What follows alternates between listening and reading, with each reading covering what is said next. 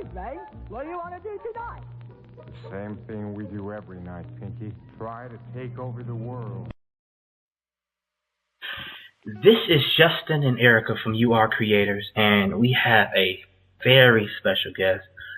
One of my favorite speakers on the planet, the one, the only, Mr. Les Brown.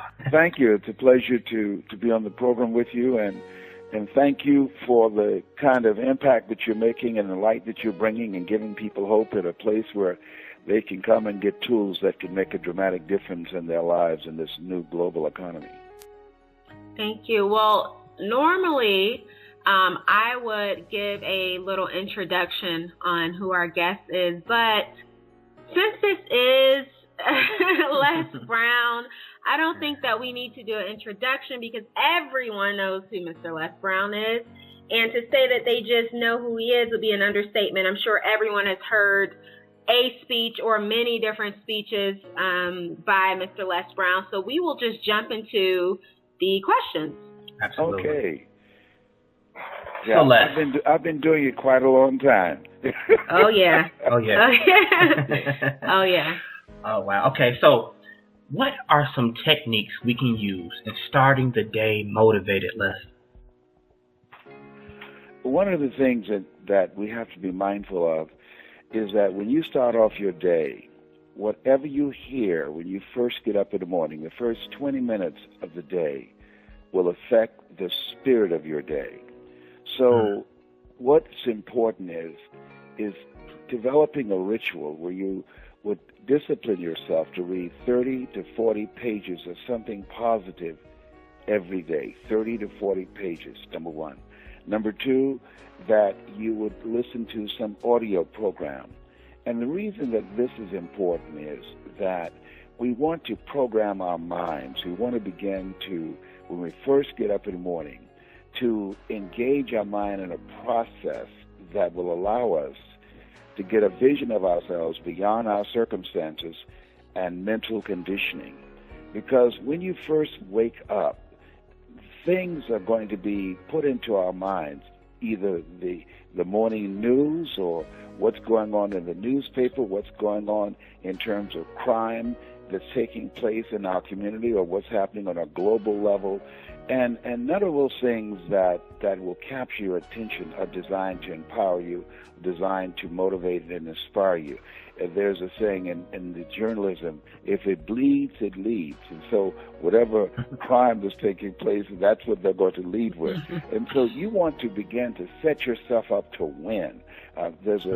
My favorite book says, be ye not conformed to this world, be ye transformed by the renewing of your mind. So you want to begin the process of renewing your mind first thing in the morning, last thing at night, the same way where we brush our teeth when we get up in the morning.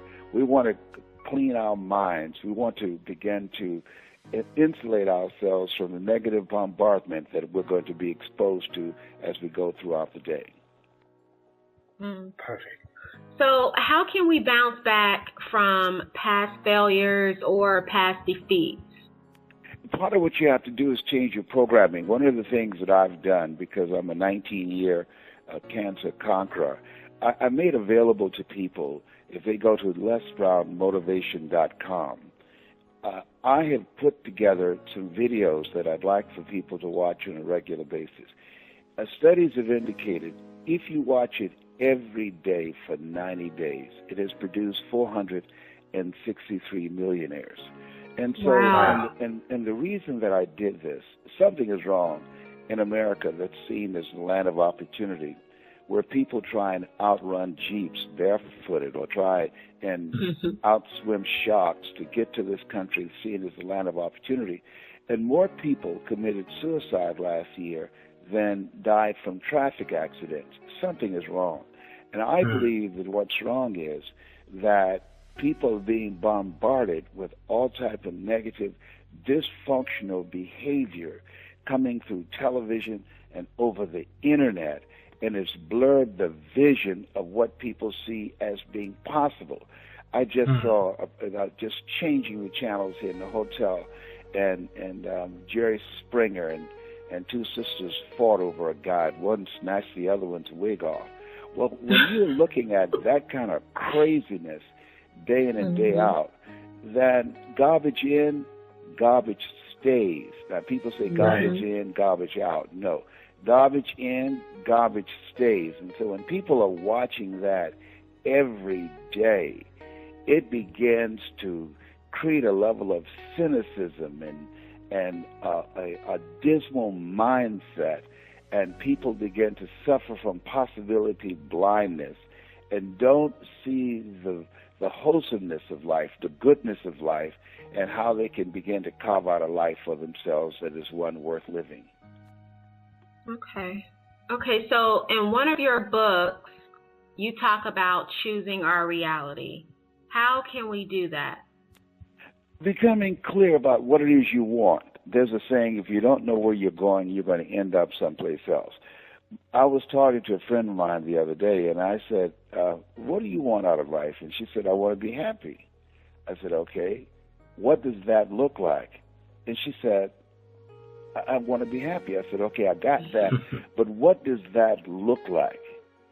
She said, I don't know. I said, then how will you know when you get there if you don't know? And she just stood there and looked at me. Well, most people don't know what they want out of life. Most people don't know what will make them happy. Most people go through life and they are what I call volunteer victims. They don't have a clear vision of who they are, what they want, and what they want to achieve with their lives, and how they want to move forward in their lives. And as a result, most people go to their graves with their talents, their abilities, and their skills still in them. And so what I suggest to people is determine what is it you want to do. What is it you want to achieve with your life? What's important to you?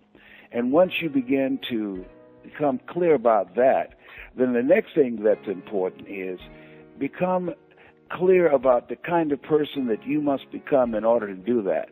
You must engage in a radical change that will allow you to become the kind of person that will develop the skill set, the mindset, develop your talents that will allow you to move your life to the next level. Because you don't get in life what you want, you get in life what you are.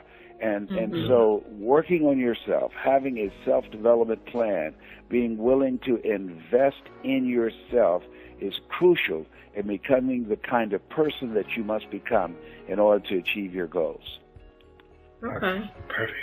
Okay, so how can we find our purpose in life, Les? I think it's very important that you find out what resonates with you.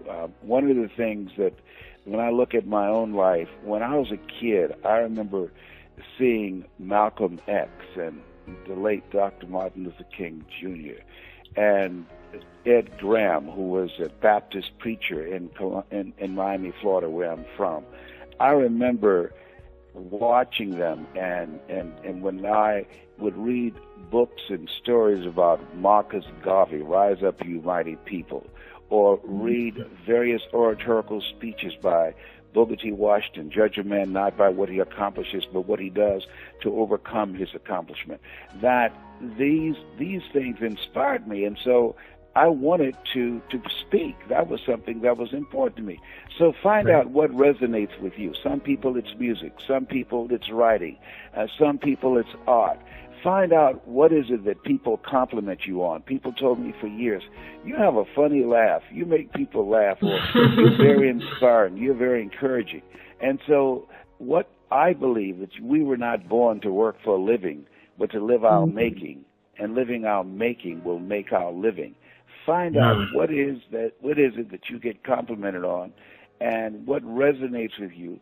Find something that you love to do that will allow you to be in service of people. You know, my favorite book says, the greatest among you will be your servant. And so you can find a way to serve people and earn money too. It doesn't get any better than that. Les, I mean, how do you do that? My goodness. Those quotes and my goodness. How do you do it? Because I love it. This is something that I love. This is a career, something that you love so much that you do it for nothing. but you do it so well that people will pay you to do it.